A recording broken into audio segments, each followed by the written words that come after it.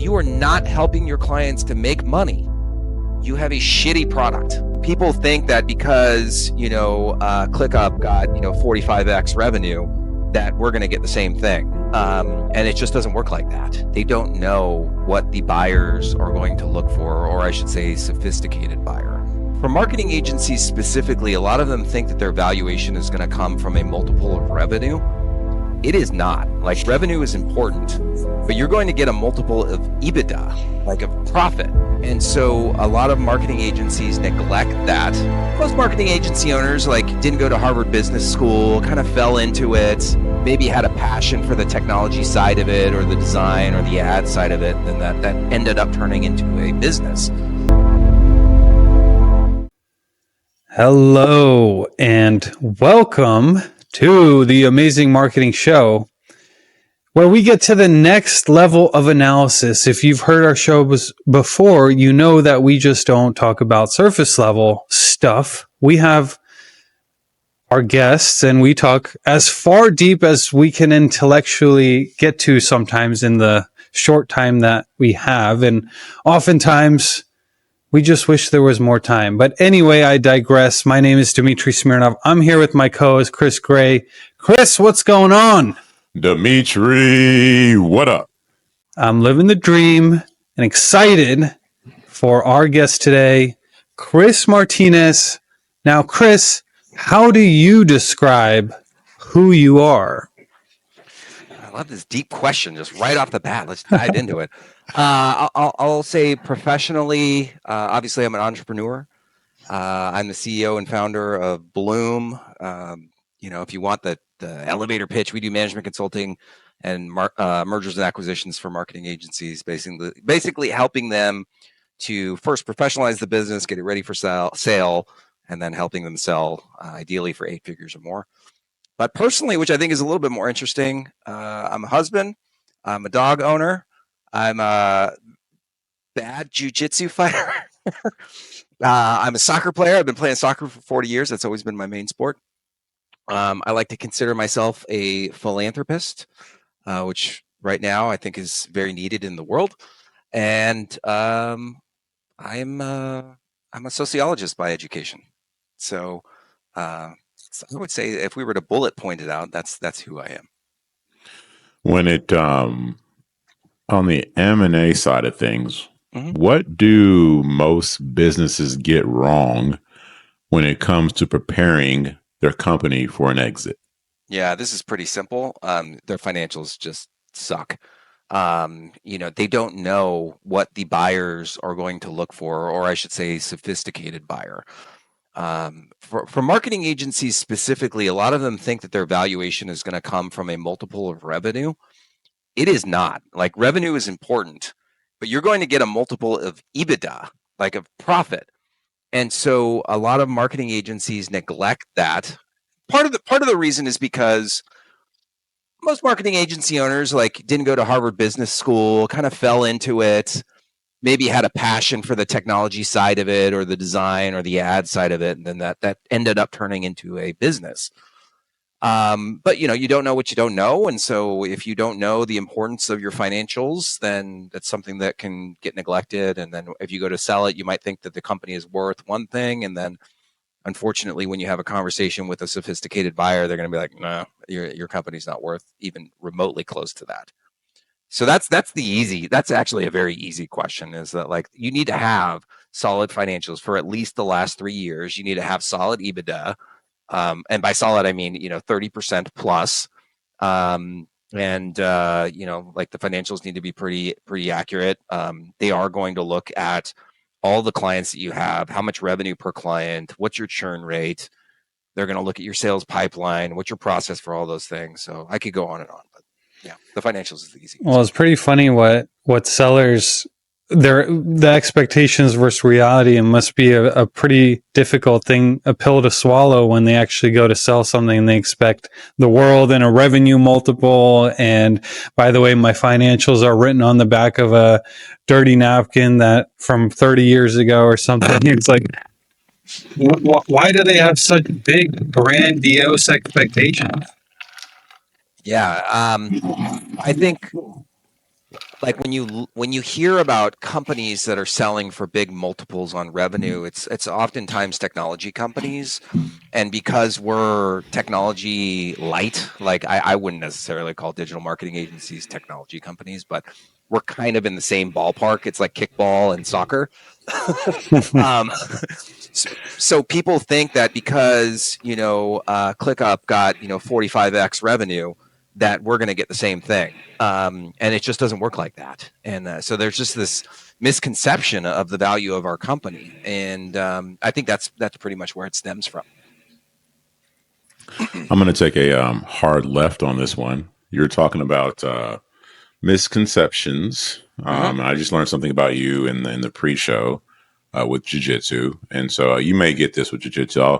Somebody will ask me about some martial or whatever. The conversation will come up, and I'll tell somebody I do jiu-jitsu, and they'll be like, "Oh yeah, yeah, I did taekwondo for a year." Like when it's kickball and soccer, Yeah. but anyways, but my question to you is, how would you describe jiu-jitsu, and then why did you start doing it? This is a great question. And literally nobody has ever asked me this before. So I'm very, very happy to or excited to talk about it. So my dad died of cancer in 2007. He had pancreatic cancer. He was diagnosed and he died within a month. And before he died, before we even knew that he was sick, he mentioned to me, like, hey, this may be a year or so before. And he's like, hey, you should try jujitsu. So it's like 2006 ish. And I was like, it sounds interesting. I would like to, but I remember that. Now, my dad, he was really into karate, and this is like the 80s. So he got his black belt probably in like 88, 89 in karate. And if you remember the movies that were around that time, remember like Bloodsport and Of like Jean course. Claude Van Damme and Steven Yes. Seagal and all that. So he was really into karate. So I grew up kind of watching him really, really embracing martial arts, but I personally never did it. So my dad died in 2007, and then I always remembered jujitsu in the back of my mind. I never really tried it. I did Muay Thai for a little bit. I did some boxing classes, whatever, and I did actually do one or two classes in jujitsu. So I go to this event in 2019, and it was an entrepreneur event. And so one of the things that they had you do was write down a physical challenge, like something that you were going to do with your body that was new. And so at that time, I was weightlifting a lot. I was still playing a lot of soccer. And I was speaking to one of the mentors or teachers in the room, and I was like, I really can't think of anything. He's like, have you thought about doing Brazilian Jiu-Jitsu? And I was like, well, I thought about it. He's like, you should do that. Like, do that for 90 days. That'll be your thing for 90 days. I was like, okay. So then, just like on a whim, I was like, okay, I'll do it. So then I was living in Tijuana at the time too. So then I went around Tijuana, and I went to a bunch of gyms because they always have like the free week trial, or you can do a couple classes for free. So I went to 3 gyms down there. And then I just selected one of those and I started training, and I absolutely fell in love with it. It was really new. I'd never done any sort of grappling before. And my soccer skills did not translate Hmm. into Brazilian Jiu-Jitsu.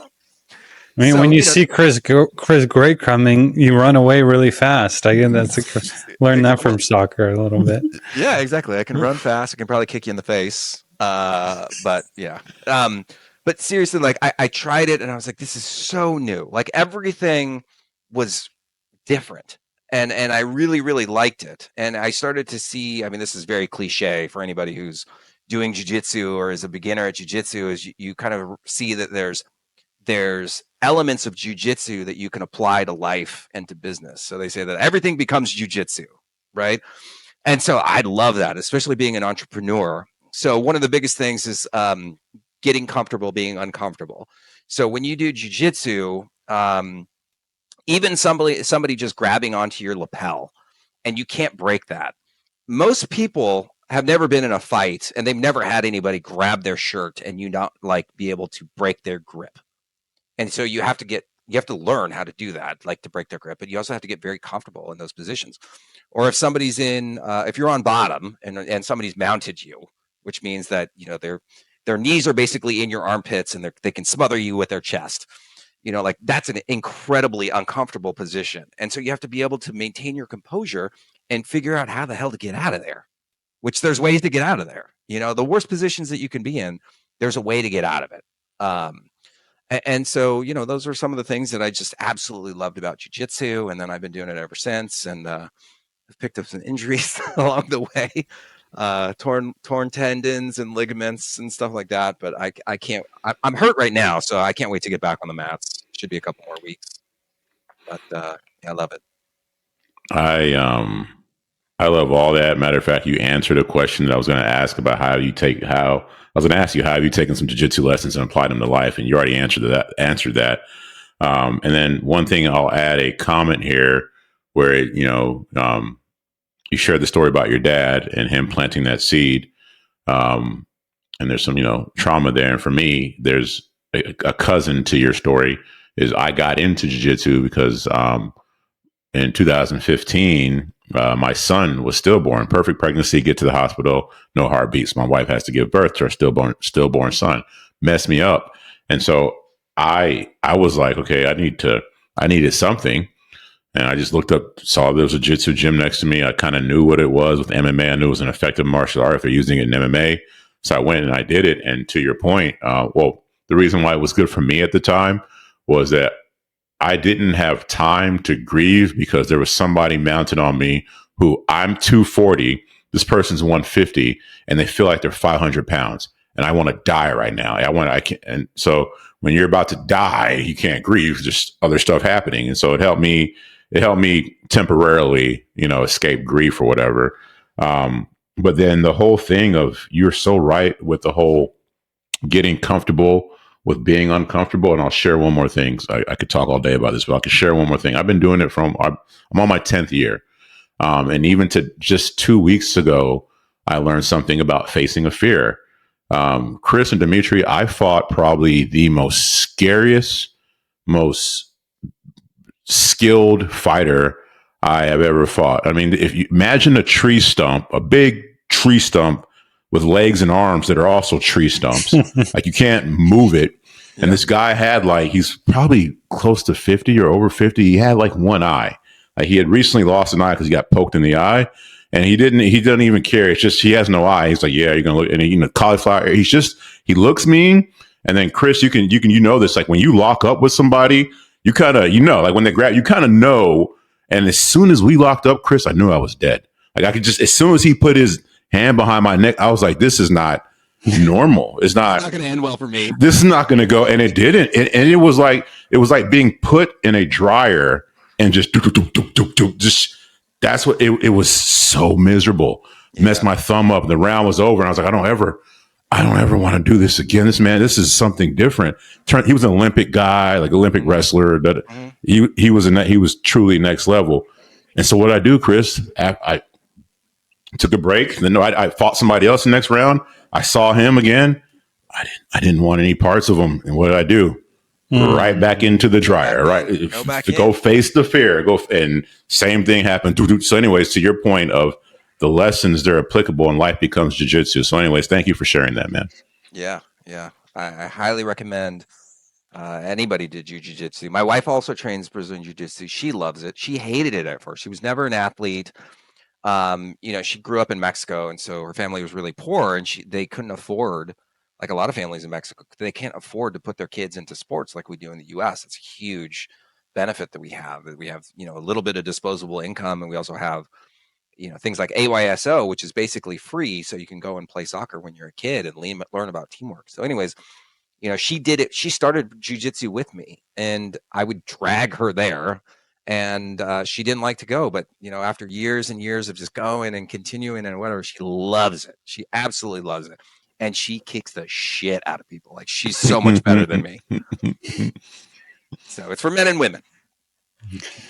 On one of our one of the sayings or slogans of this show is that marketing is in everything. So, and now that we can add it, I suppose that everything, or everything is in marketing. Marketing is everything. So now Brazilian Jiu-Jitsu is everything, and everything is in Brazilian Jiu-Jitsu. I guess all roads lead to Brazilian Jiu-Jitsu is what I'm hearing when I And they hear don't. two Jiu-Jitsu guys start to chat.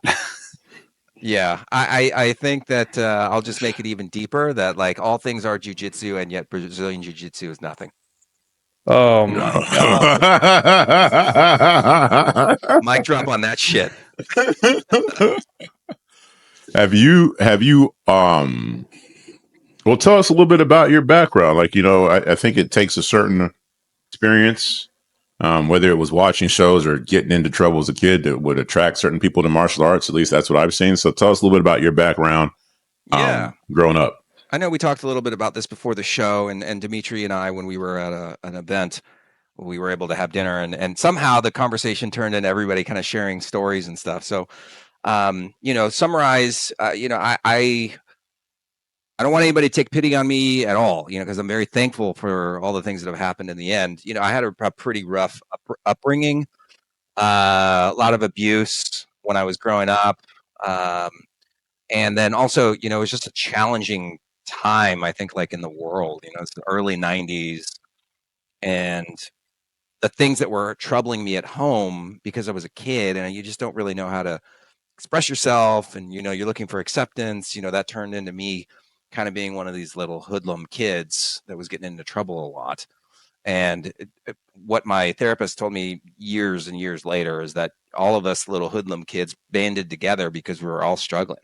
We all had things that were going wrong at home, and looking back, like, yeah, it was pretty fucked up, like. And so this group of kids that I ran with, this is early 90s, so everybody wanted to be a little gangster. And so a couple of my friends ended up getting jumped into a gang. And unfortunately, like one of them got murdered after high school. But by high school time, I'd gone down the path of playing soccer. And so while these kids, all my friends basically got kicked out of school on one day in 8th grade. And then I didn't, miraculously. And then when we get to high school, they end up having to go to continuation school. And then I kept playing soccer and graduated high school and went to college and all that good stuff. But that time really shaped me because I got to see, like my best friend Barry that died. Um, he was super, super smart. Like he was very, very smart. He just didn't have any opportunities. His parents were immigrants. They worked at nighttime at a casino. So these kids were completely unsupervised at night. And they just didn't have a chance, man. Like what? Why did I luck out? And I had, parents that had a little bit of money. It to me, it really is the luck of the draw. I don't think I was some gift from, God or whatever. It's just I just lucked out. I just lucked out, and so I think about that a lot, and I definitely have a soft spot for underdogs and immigrants, and because my grandfather was an immigrant from Mexico, my mother is an immigrant from Taiwan, um, and I see that there are really, really talented people out there that just never get a shot, or that their starting their starting point in the race is way behind me. And so I don't know how I can solve that problem, but it's definitely something that I would like to try and tackle it, in my life. So that's kind of like my childhood, and then I ended up going to college at UC Santa Barbara, pretty good school here in California, and that really transformed me. That opened my eyes, and I got to see that the world is a lot different than what I was experiencing in Torrance, California, for the first 18 years of my life. And I'm a huge advocate of of university education, higher education, because it exposes you to people that are different. Like I advise everybody to go away to college and live on campus for their freshman year. First time away from your parents, you're surrounded by all these kids. There's no cliques or anything like that. It's a once in a lifetime opportunity where you can go and just be fully immersed amongst all these other kids that are just trying to, carve out a new path for themselves. It's such a cool experience. And so, like, I remember going to the dorms, and just meeting all these different people, and then opened my eyes to all these things that I didn't even know were possible. and so I ended up getting through school, took the 5-year plan. I did take about a year off to work. And so I got to work in an office for a little while, and I was like, I don't want to do that shit. And so graduated from UC Santa Barbara with a degree in sociology, got a job in sales. I think I've talked about this one time. So the second biggest industry in Santa Barbara in the early 2000s was telemarketing.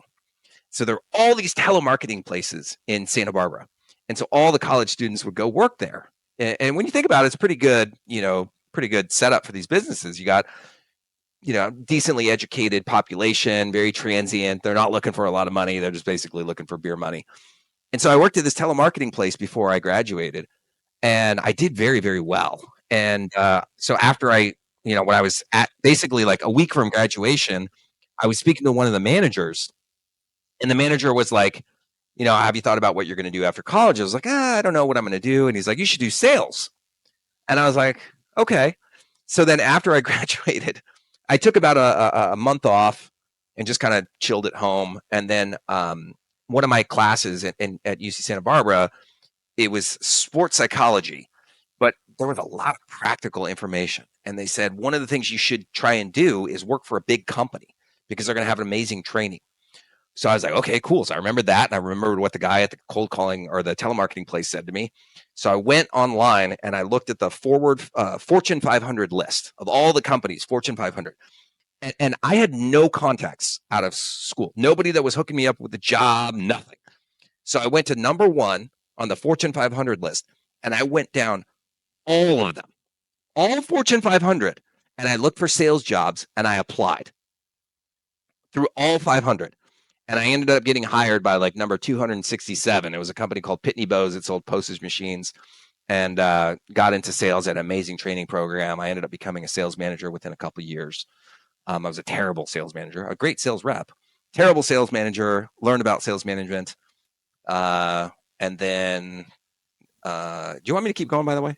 Yeah, this is good. Okay. Keep going, bro. Okay. So 2006, I left that job, and because I was just completely burned out. I didn't want to slang postage machines anymore.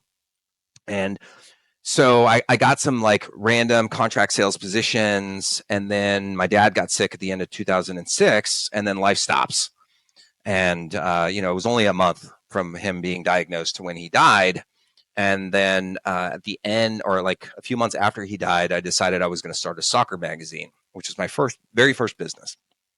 And I started the soccer magazine. I'm still going through the grief of losing my dad. I was a freaking disaster. And the way that I express or my main emotion that I lean into when I'm not feeling very well is anger. Like I get really, really angry. And, I would fight a lot when I was younger. And so it was like anger and violence. I'm not proud of it. And those were the only emotions I knew to try and express my grief. And so I have the soccer magazine. It fails miserably. I lose all my money, like to the point where I couldn't pull money out of the ATM machine. That's that story. That was me. And I'm thinking about killing myself because I just can't stand this pain anymore. And a very, very self-destructive behavior. And I decide, like I have to make a decision. Like, do I end it here or do I keep going and figure out how to continue on? And so I, said, I told myself like my dad wouldn't be happy if I killed myself. So I go out and I find a therapist, which this is now 2009. Yeah, 2009. And flat broke.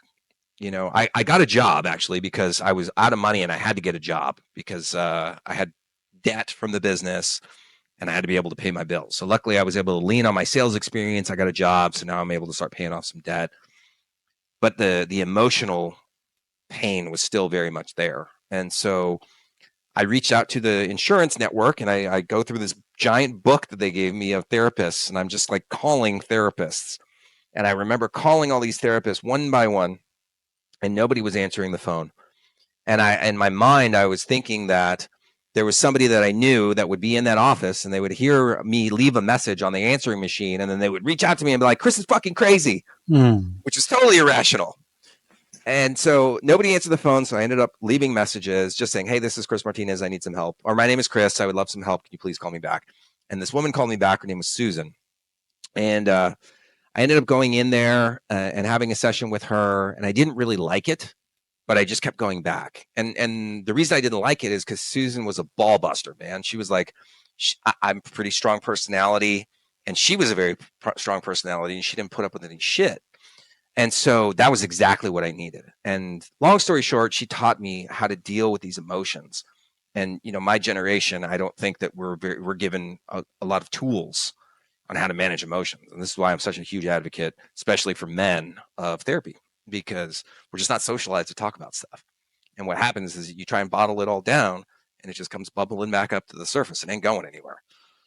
So that changed my life, and then ended up getting into marketing. Actually, I started studying Dan Kennedy, if you guys are familiar with him, reading his books, joined his mastermind. Then I turned into digital marketing, and I actually hired Russell Brunson. Back in the day, he had a program called .com Secrets. If you guys remember that, that's super old school. Oh, yeah. No. And I hired a coach from him, and he taught me about digital marketing and driving traffic. And actually, before that, I taught myself how to build websites.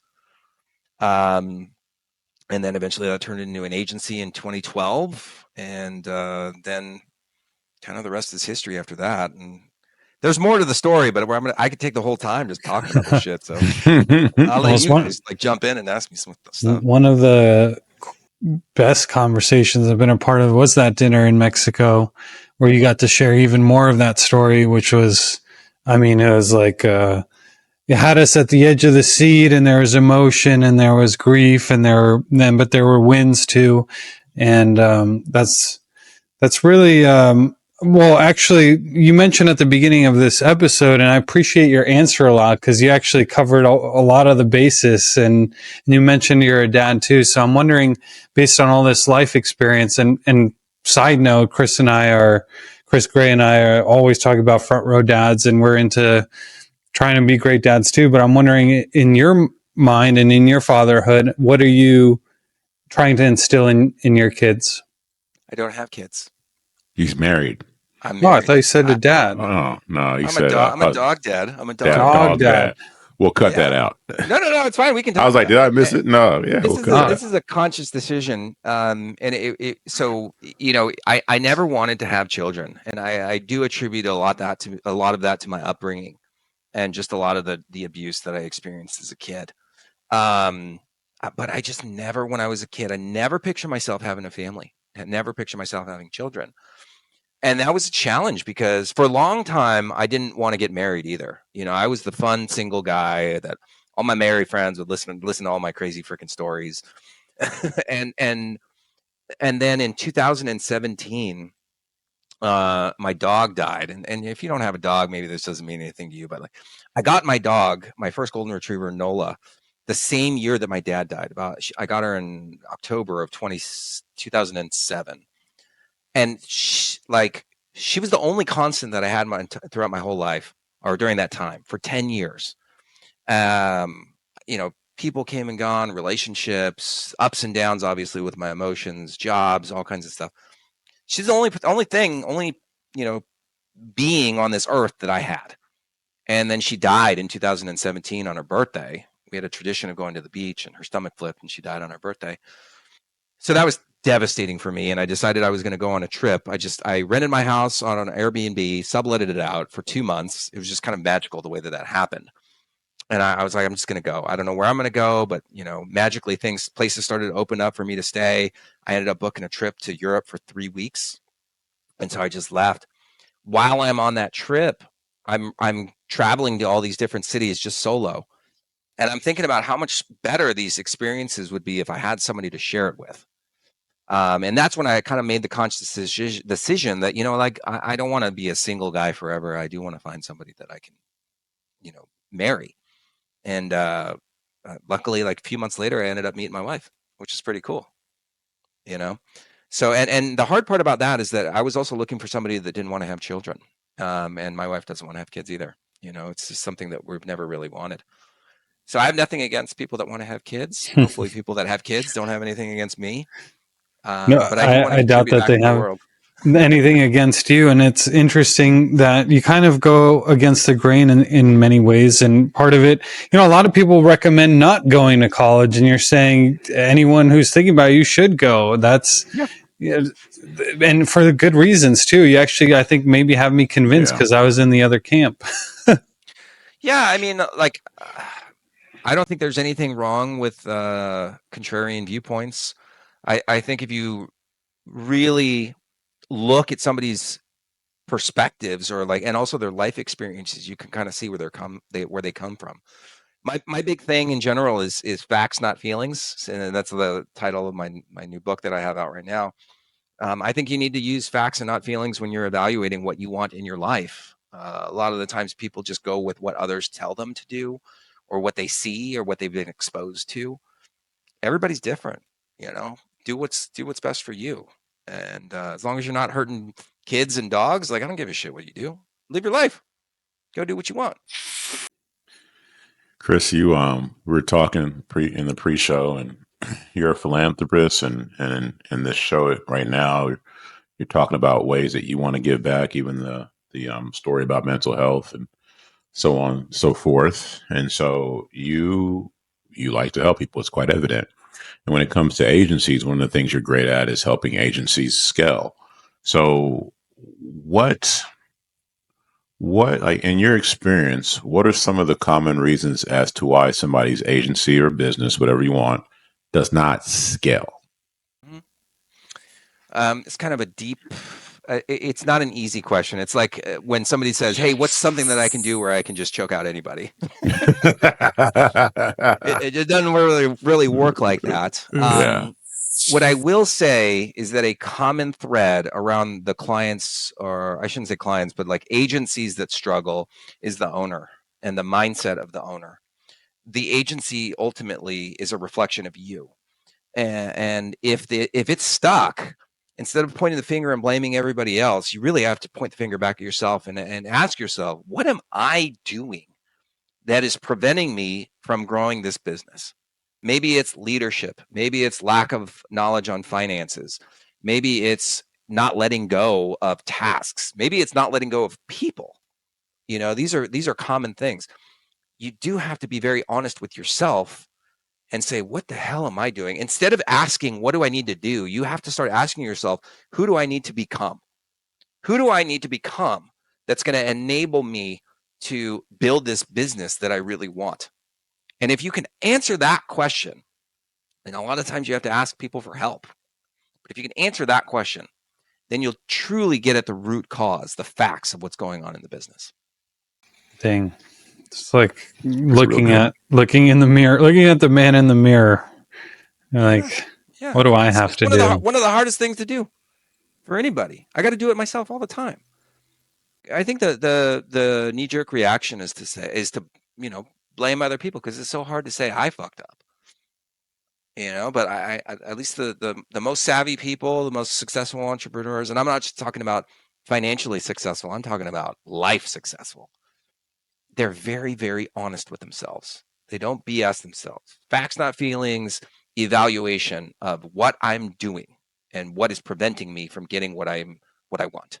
So you've started off at least in this industry, well, you went from sales to building websites to learning marketing and digital marketing and agency space. And now you're helping scale and exit agencies, which is kind of probably a fun part to be on. I mean, an exit is such a big win typically for both sides of that transaction.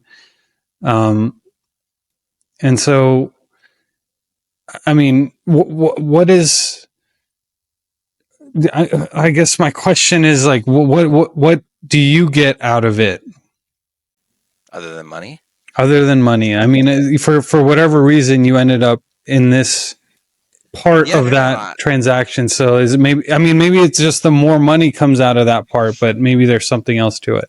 no, it's definitely not about the money. Definitely, let's be honest, like there is a financial component of this, but when we talk about the philanthropy, like I'm dying with nothing. Like my wife has instructions, like you're going to get the money when we die, but after that, it's all going to charity. We're not giving anything to anybody. Maybe a little bit to Patrick, who's the kid that I mentored. I left this out of the story, but like in 2012, I started mentoring this young man named Patrick. His mom was sick with cancer, and then she died with cancer about 6 months after I met him.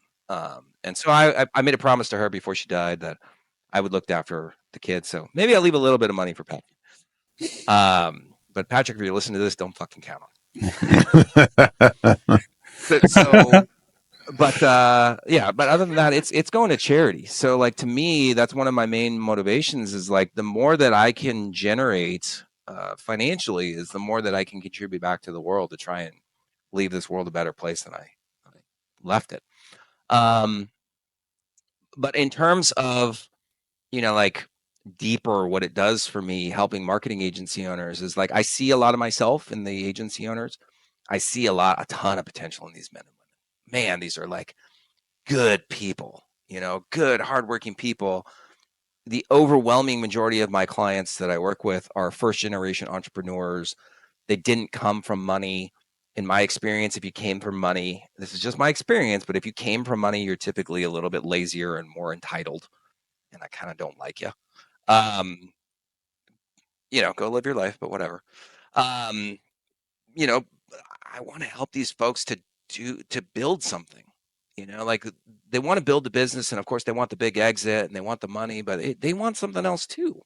So let's talk tactics for a second here. You mentioned get your financials in order, and what you're doing is actually perfect for audience. I would bet many of you guys are first generation business owners or hustlers, entrepreneurs. So what advice do you have for them to get to that big exit?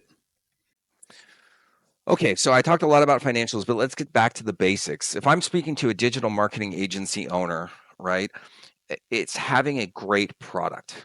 And so marketing agency people in general are very shiny object driven. And especially now with the age of AI, like there's new stuff coming out all the time. And what I think has really damaged our industry is that we forgot what we're actually supposed to be doing for our customers. If you have a digital marketing or marketing agency, you are being hired by a business, small business, medium-sized business, large business, whatever, it doesn't matter.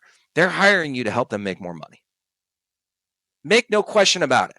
I don't care if they're buying a website, running ads, doing SEO, branding, or whatever. At the end of the day, you are there to help them make more money. That's your product. If you are not helping your clients to make money, you have a shitty product. Go think about it from any other business. If you're a plumber, if you hired a plumber to fix your toilet, if the plumber doesn't fix your toilet, guess what? We're going to have a problem. Mm-hmm. Probably going to beat you up, but like I'm going to sue you and you're going to get your license revoked and all that other stuff. I know there's no guarantees in marketing. I get that. But the majority of your clients do need to be making money. It's just what it comes down to. You can disagree with me all you want, but like I'm telling you, our clients that are very successful, they help their clients to make money. It doesn't have to be more complicated than that. So the first thing is like, do we have a good product? Do we have a product that is consistently helping our clients to make money? Look at that first. If you have a great product, then, okay, cool. Let's start building out the team. Let's start making sure that we're super, super profitable and getting ourselves ready to scale and exit.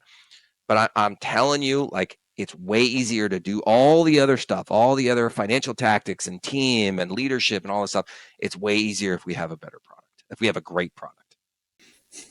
So it would be helpful for the marketing company to actually be good at doing their job. Yes, crazy, right? Crazy. There's so many bad. I mean, you hear clients, and I'm sure you've heard it too. Chris, I'm sure hears it every day. It's like, well, how can I trust you? Because the last 5 agencies I've worked with were terrible because XYZ. Like, it's what we hear all the time. You know why that's happened? Is because we had a lot of people in the industry who couldn't get results, who bought the course or watched the YouTube video, and then the next day they open up their laptop, buy a domain, register their LLC, and now they have a marketing agency and they have no idea what the hell they're doing.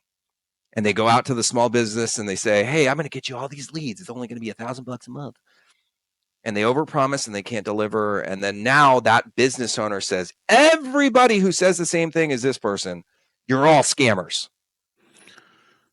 We're coming up on the end, but I do want to ask one more question. So as we're talking about, like, being a business owner is a hard thing. Having a marketing company that's successful and helping other people make money, it's a hard thing. So on the topic of hard things, I'm going to go back to jiu-jitsu one more time as we close it out. The gym you go to is a competition gym, similar to mine. For those who don't know like what a competition gym is versus a normal gym, it'd be like if you were, if you just wanted to weight train, you're just trying to you just want to go and lift weights. That's different from going to a gym where there's people who are perfect Olympic lifters. Their training is going to be a lot different from your training. So you probably wouldn't want to go to that because it's going to be really intense. Well, this is the example of the type of gym that Chris goes to and I go to, where it's like, I'm just, I own a business. I do jiu-jitsu for fun. But the gym I go to is hard. It's so hard because these guys are professionals, at least some of them. And so the question I ask myself and the question I ask you, Chris, is it's a hard gym. I can go to the gym around the corner and we can just kind of chat and roll and be nice. And, you know what I mean? Where we go, I fight guys that are just like, why am I doing this? So my question to you is, this is a very hard thing. So why do you continue to go to this gym and do this very hard thing? I love competition. I love pushing myself, and I want to be around the best of the best.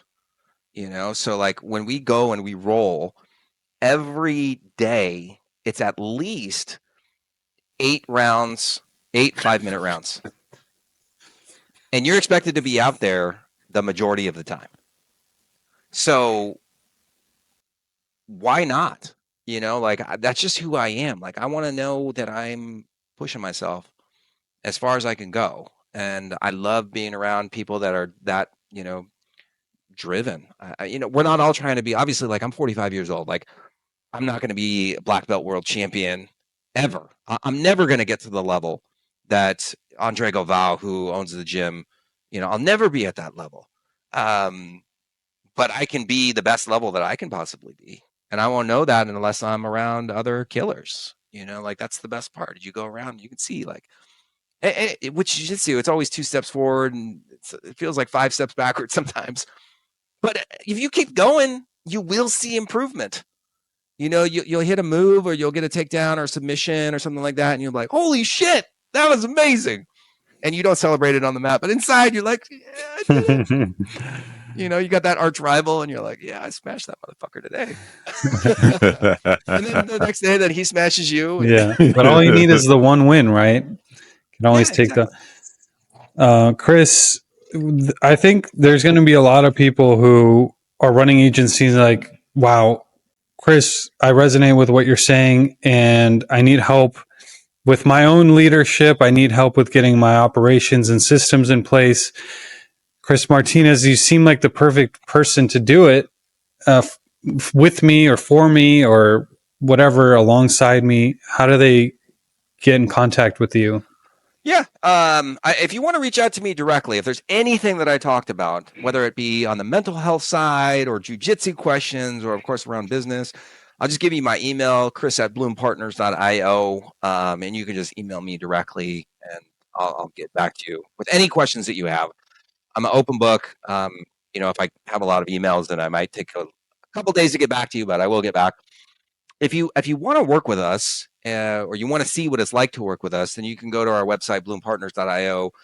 You can book a 20-minute call with us and we'll kind of analyze what's going on in the business. And our first step when we work with any client is we got to look at the facts. So we'll look at the team, see what's going on. We'll look at the numbers, see what's historically what's been going on with your financials. And then we'll let you know what it's going to take for you to get to whatever goal you have for yourself. It's a one-time investment. And then we'll kind of take it from there. I do have events, 2 big events that I put on each year.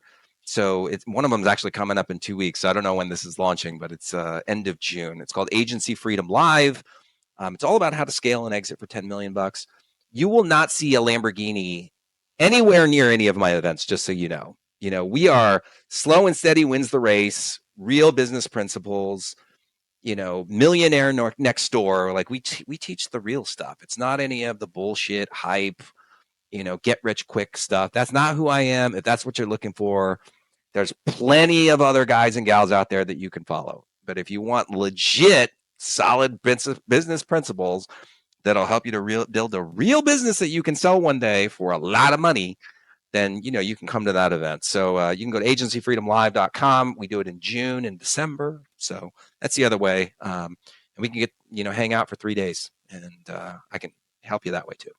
That's great. And you could save yourself who you're listening to this right now and you're thinking, do I need this for my business? Or I don't know. Well, do you want to take a shortcut and cut 5 years or more off of this whole journey of building a business and exiting? Well, take the 20-minute call. I mean, come on, just what? Seriously, go and check it out. Chris Martinez, super agency scaler, exiter.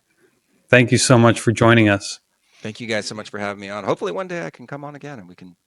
We'd love more. that. Maybe I'll be a purple belt by then. I don't know. When you become a purple belt, then we'll have you back on. How about that? It might be fucking 6 years from now.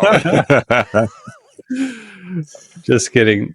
Yeah, certainly. We'll have Chris back on, and we'll get all the latest and greatest on every on the. You know what? Even the jiu-jitsu side, we'll talk about more. Yeah, honestly, anything that you guys want to talk about, I'm down to talk about. Thank you guys so much for having me. I really appreciate you, Chris, being on.